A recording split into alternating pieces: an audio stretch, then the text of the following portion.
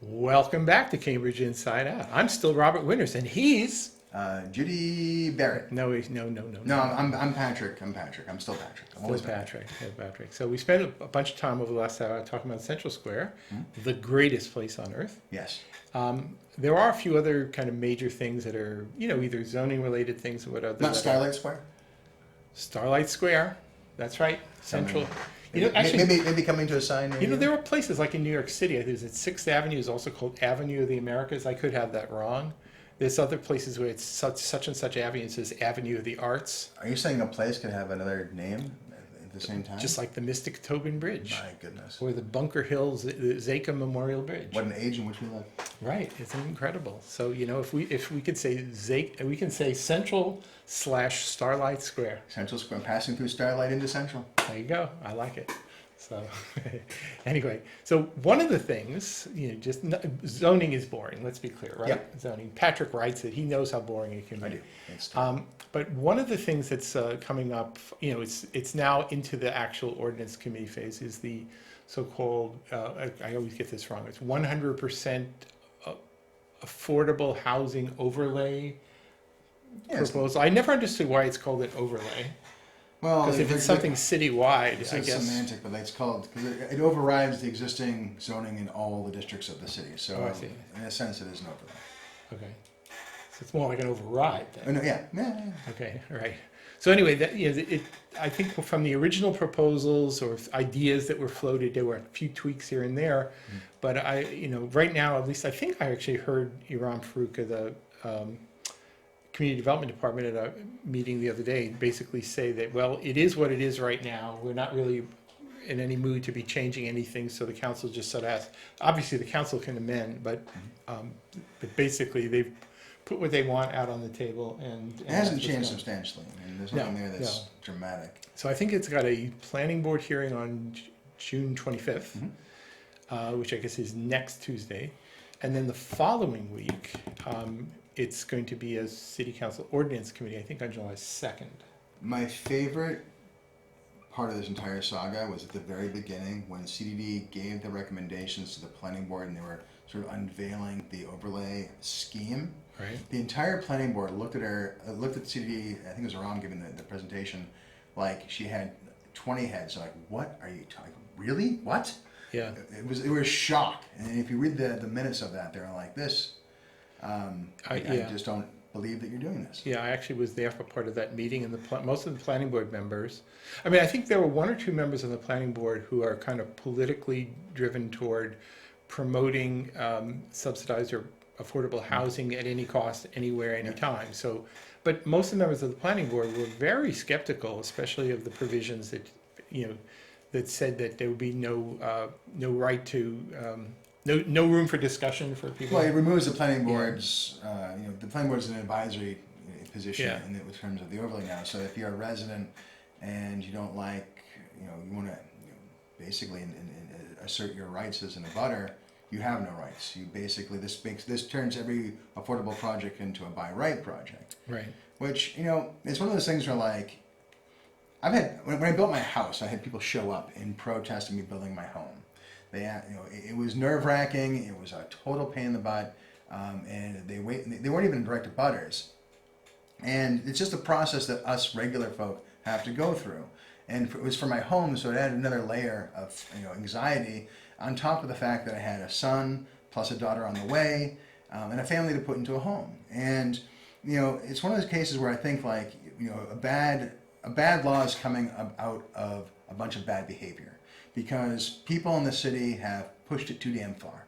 They have showed up to protest everything from a sign being hung to, a basement apartment being built or a deck being built or a window, to the point where now we're saying, you know what, screw it, you have no say. And that's what the affordable developers want. I mean, that's what every developer would dream for. It's why if you read the list of things that the affordable overlay allows, it's almost like, diving into the id of a developer saying, oh gosh, what could you possibly want for Christmas? But I can understand why there's frustration, because people go too far here. They've asserted their rights to the point where the only answer that the other groups are coming up with now is you have no rights. which to me is just a bad result. Right, so you're basically responding to one set of bad behavior with another set of bad behavior. It's when I did a little constitutional law up at the Cambridge and Latin, teaching some kids about the Bill of Rights. We went over some case law regarding search and seizures. And there's different laws in the school, I won't get into it, but like the point is that some of those laws came about because some people were just jerks and they pushed it too far, and they pushed it so far and with such egregious behavior that it wound up in the Supreme Court, and now your rights are getting stripped away. Right. And I think in a similar situation, that's where we are here. That the people who want to do, the Lord's work of building affordable housing, which I won't even get into that, they're being obstructed to some degree, just like everyone else is. The same people who showed up to stop my home from being built are the same people who are stopping this kind of development from being built. You can go to the planning board or the BZA any given night, and you'll see the same people. One of the things that I think I've been pretty clear that I'm not a fan of this proposal. But one of the things that especially bothered me was I basically said, listen, if you believe that the city can support more density, then maybe what you should do is just look what the prevailing densities are in particular neighborhoods and just adjust the zoning just to say, okay, well, that's what's there, so let's just make that the rule, and which should make a lot more properties either conforming or closer to conforming, where it would be a much easier process if they needed to do a little bit of a variance, whatever. But the thing is the decision was made, I think, very, very consciously to actually keep that as restrictive as possible, so that in fact it was just, so that in fact it would create an advantage for some of the so-called affordable housing developers to come in and be able to basically say, oh, you can't do that? Well, I can. Yeah. Well, in the same way, the people That's kind of insulting. who downzoned the crap out of the city to the point where we're like 80% non-conforming. Non-conformance was the point of all of that. Yes. It was to stop everybody from doing everything. And again, we went too damn far. Actually, I'm not going to say all, but a lot of that downzoning fervor was something that sort of was a product of the mid-90s, as late as 2000. I think there was a big change. 2001. Yeah, but there was a bit of a change around then to sort of promote housing growth, because it was like sort of the post-rent control mindset was changing. In the mind of the council and CUD, to promote housing, they just penalized commercial. That was how they decided they were going to promote housing. Well, they didn't increase the housing build. They just penalized commercial. They penalized commercial, but also allowed housing to be built in commercial zones where it previously was not. So that's a change in the allowed uses as well. Apparently no one at the time had a calculator, because even at a 2.75 FAR for commercial build, I'm still outpacing a residential value by almost like 4 times. Right. If you look at, I had a little zoning amendment for the Industry B a few months ago, and I showed a map from 2001 when they downzoned the crap out of the city, including getting rid of most of these industry areas, except for this one zone. The net effect of penalizing commercial development. The net effect was that in the entire district, that IB district, they built 6 more non-conforming commercial structures. Not a single home had been built. Right. The only person who brought a housing project there, and it was done in 2011, was sued by the abutter and gave up. Right. So maybe we're not doing everything so right, but the thing is, I don't think the proposal that's before the city council now is doing things right either. No, they're passing the buck. And again, like I've claimed on Twitter that I am like a Jane Goodall amongst liberals. I don't understand this ballet that we're doing where we, I will agree that you are surrounded by monkeys. It's crazy. The overlay makes everyone feel good, because affordable housing is something you say, that's great. Actually, there was something interesting that Vice Mayor Devereaux said at the city council meeting yesterday. Because I think she's sort of being boxed into a corner, because my sense is that she's got some questions about this proposal. Yet every time she tries to express it, she starts getting whelped on by some councilors who are trying to basically communicate this brutal message that anybody who has questions is somehow opposed to affordability in housing. Well, because Janice has a history of being at the planning board and showing up to protest projects, is being anti-devs, where and I think actually it's so sad to see her leave because I really have enjoyed her as a counselor. I actually agree. She Really, reads. And we don't agree on a lot of stuff. We didn't agree on trees. We don't agree on development. She takes her job seriously. Yeah, I have great respect for her. Yeah. But the overlay, I think, is doing this sort of ballet where people they feel good about this affordable housing. They feel good about building only 100%. And that's something I've heard from CDD, that the council has given them a mandate that the inclusionary ordinance that we have, the 80-20 split between market rate and affordable housing, is not enough and does not warrant any further investigation in terms of whether we can expand it or allow for larger builds, because they only want to promote 100% affordable housing. It's amazing to me the degree to which there's been this I don't know how it came to be shifted. This notion that somehow having more of a mix of incomes in housing is actually the good thing that we should be aspiring to. That's what my mom right? always told me. So that's why inclusionary zoning, when it was originally pitched in the late 1990s and improved upon, I think improved upon, we'll see what actually gets built, but within the last couple of years. Are you talking about the expansion? Yeah, well, basically when they bumped it up from 15 nominal up to 20% absolute. We'll see what that actually does. We'll see what it absolutely does, but the thing is that I'm not going to in any way question their intention, because it would be kind of nice if you get that good mix of incomes in housing generally. Don't we all wish? Well, the mix of income Right. is something that just, from every urbanist, any planner that I've ever read or I've heard has told me this is the way to go, and I just feel, and I think it instinctively feels like that's how we should be building our cities. I actually feel that in many respects that the overlay is almost saying like, well, sorry, we made a mistake. We didn't actually believe what we said when we were passing inclusionary zoning, because what we really want to do is to basically just have the 100% subsidized housing as sort of standalones. And I don't know that I think that that's a good idea. I absolutely agree, and if you're Yeah. a pragmatist like me, there's another little miracle about inclusionary housing that doesn't often get much play, and it is that this is developer-built affordable housing.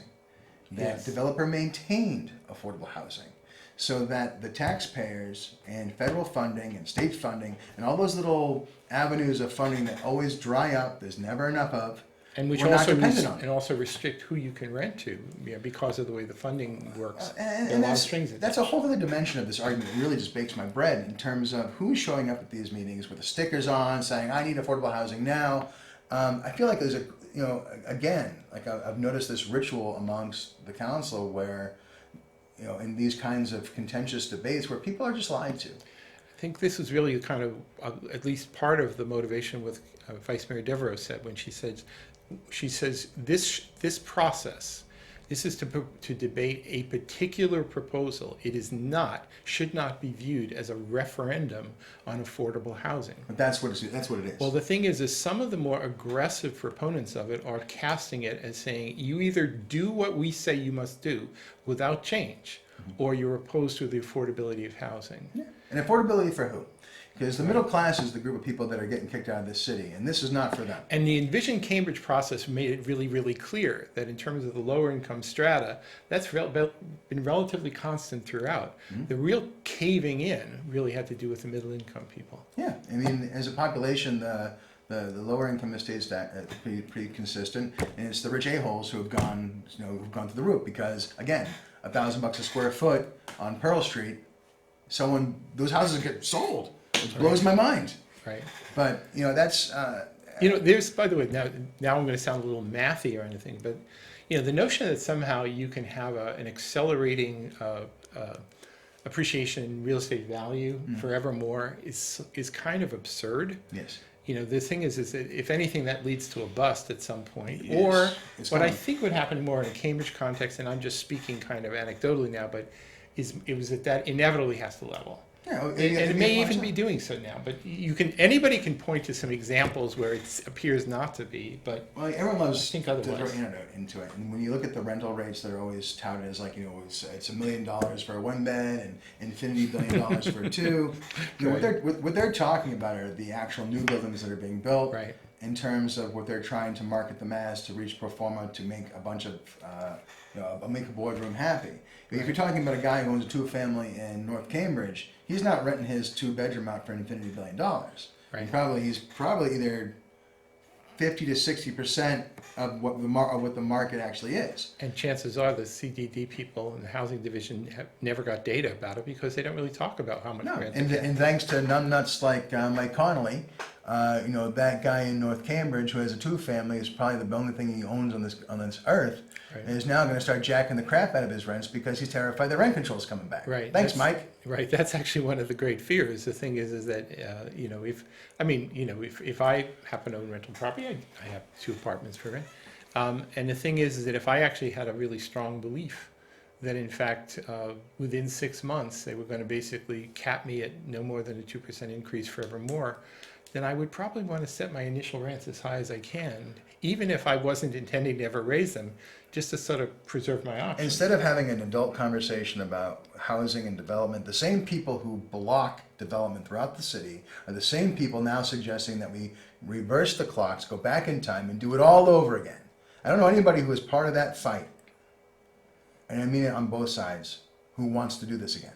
Right. And that, I can only imagine is to again, I'm just observing this behavior, but maybe it's to get votes, maybe it's to stay in office forever. People talk about housing as a right. Okay, maybe it's a right, like I have a right to an attorney. I have a right to an attorney, but I don't have a right to a specific attorney. But if you take, I don't have a right to live on Brattle Street. right, I have a right to a house, but I don't have a right to your house. Be nice. But I think if you took their rhetoric to their natural conclusion, I think if a guy like Mike had the ability to give my house to somebody, he Give would. your house to somebody. He would. There's no end. Right. There's no sating that desire of control. Yeah. I mean, that's sort of the extreme case of somebody who sort of is a kind of a philosophical left of Leninist type of person. But the thing is that as I look around now, because this is a municipal election year, and I'm a voter, right? I mean, I don't mouth off so much about who I'm voting for generally, but the thing is that I'm looking around at candidates, I'm looking at incumbents, I'm looking at some of the new candidates, and I'm getting such mixed messages from people. I'm seeing people who at least basically respect the notion that there may be that increasing the supply of housing is a sort of a generally a good thing, especially if it's done with some intelligence. But then they, at the same time, in order to appeal to a certain narrow constituency, then they sort of say, oh yeah, and by the way, we have to start come down hard on those evil landlords. And I say, don't give me a mixed message. Give me a consistent message. Well, they're talking about tenant protections, and there's some degree of logic to their argument. It sounds good inherently. It sounds like, yeah, we do need that. We do need more protection. We do need more affordable housing. They don't talk about the mechanics of it all. And I think if you look at where Somerville has adopted a very strenuous regulation for condo conversion, and Cambridge is looking to do exactly the same thing. If you look at how many condos are being converted in Cambridge, I think last year was like 80. Well, the thing is, it's the wrong fight. It is the wrong fight because that ship sailed so long ago. I kind of was of the belief that doing some sort of restrictions on condo conversion might have been a good thing in 1998. Yeah. And then, and in fact, if you look when the city comes out with the assessments and things, for setting the real estate tax rates, they put information, and I've got them all going back into the early 1990s. And what you can see is that back then, if you looked at the breakout of like how many big buildings, how many triple deckers, 2 families, 1 families, condo units, right? And the breakout, condos were like actually pretty small, Right. the lowest on the list. And then, since then, virtually every triple decker except mine, has been turned into condos. So that now the condos, which was at the bottom of the list in terms of number of units, is at the top of the list. Right. So, Completely upside down now. So that ship has sailed. and they're going after the larger parcels, which I think maybe instinctively feels right to them. But if you do this for a living, and I do, we're not building large buildings to sell them off as condos. There might be a time, and right now the economy is a little bit wonky, but I can't see in the next 10 years where that changes. That you do get anecdotes, like there was a building in Somerville that she converted 100 units of housing to condominiums. It's not an epidemic of proportion, although it's treated like that by Mike Connolly. But I'm on the Sumble's Blue Ribbon Committee for Tenant Advocacy, and I'm the evil landlord ballast for the group. there's a lot of mixed understanding of what actually is taking place, and there's a lot of attorneys on there who've done tenant advocacy, and I've done that too. When I was a young attorney, I did a lot of tenant advocacy. Young attorney, I became an attorney at 36, so like from 36 to 37. It's a lifetime, right? There's some legs to that, but also it doesn't solve the bigger problem, which is you need more housing. right? And you need to incentivize to build more housing. And if you're talking about bringing down the draconian regulations of rent control, you're gonna wind up in the same cycle that we've just been in. We got out of rent control in the early aughts.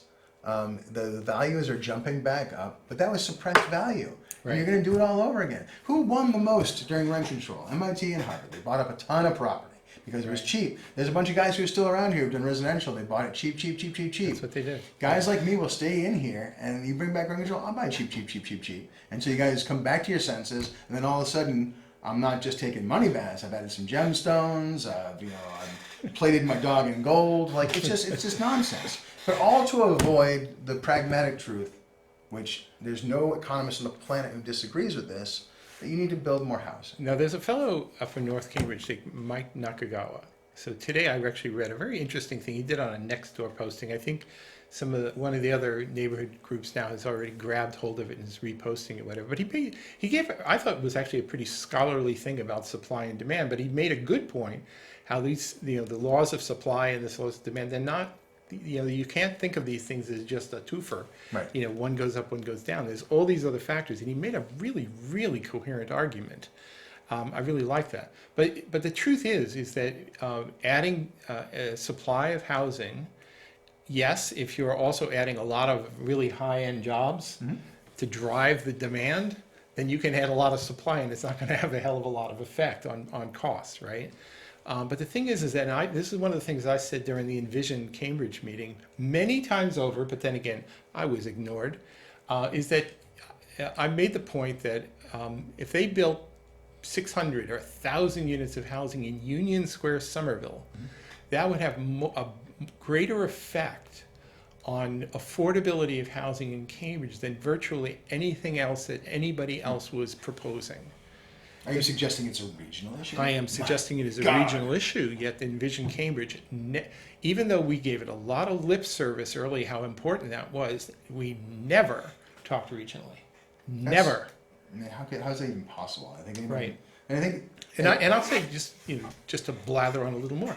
When I go through along pieces of Watertown and I see that places out where the old Hood Rubber Factory used to be and where there were just empty lots or big parking lots that served other interests over the years that are now becoming housing, and a lot of it. And then I talk to somebody and say, "Oh, where are you living now?" I go, "Well, I got a place out in Watertown."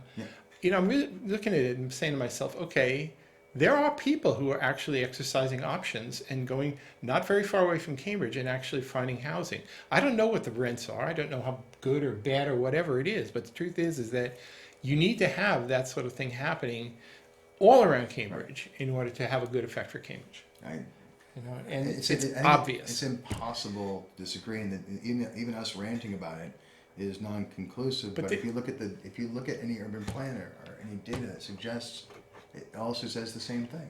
Yeah. So it's not a conspiracy, but also if we're relying on anecdote, you hear stories from people who are really anti-development saying, "Well, we built 800 units of housing last year, and it's still expensive to live here." And you're like, "What are you talking about?" There is a kind of a mindset, I think, amongst elected officials, which is that we have to do something.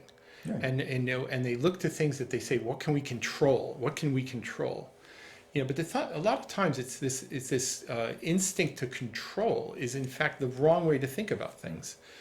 So the thing is like even with this overlay proposal, what are they doing? They're basically saying we're gonna crunch down on the ability for ordinary property owners to do things, or keep it as capped as it is today. But then we're gonna allow only preferred developers to go do things, and this way we can control the output. Right. But it's very much a command and control, almost a military kind of mindset about how you get good outcomes. Is you put an iron fist on it, and then that's the only way we're going to actually make something output that's 100% reliant on federal and state funding.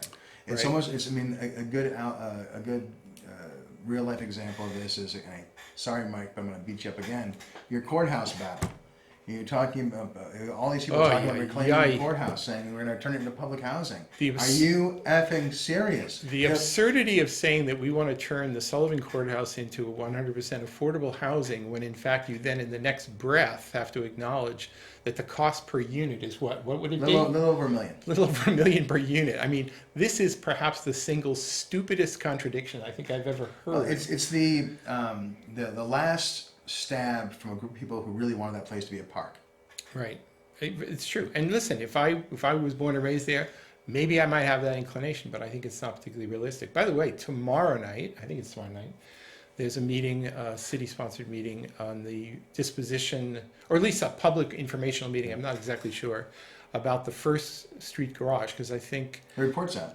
there is a report that came out that pretty much said, look, this makes sense to actually do a leasehold arrangement for. Obviously, it's a 400 units. conspiracy, Robert. Of Obviously, course. the good people at the traffic and parking department are like, But the thing is, it's not Evil.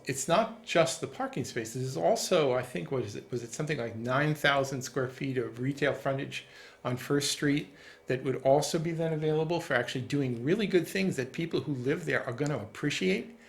You know, so I'm not sort of shilling for Leggett McCall here, for goodness sake. But the thing is that take a look, just look at it in the cold light of day and say this is ultimately. Imagine you're a resident in East opinion. Cambridge, or just in Central Square or wherever goes to East Cambridge, and like have to be held hostage for as long as they have been with this no outcome is ridiculous. I mean, there are people outside my building right now waiting to get back into Toscanini's, and I apologize to each and every one of them. But you've only had to wait about a year and a half. Yeah. People in the courthouse have been waiting for 7 years? Oh, much longer than that. Right. So I say make that happen, but then put you East Cambridge folks, you good folks in East Cambridge, put your attention over to Leechmere. You know, when they move the green line, there's some really great things you can help make happen. So go make it happen. Go make it happen. Make it happen. So anyway, we're out of here on Cambridge Inside Out.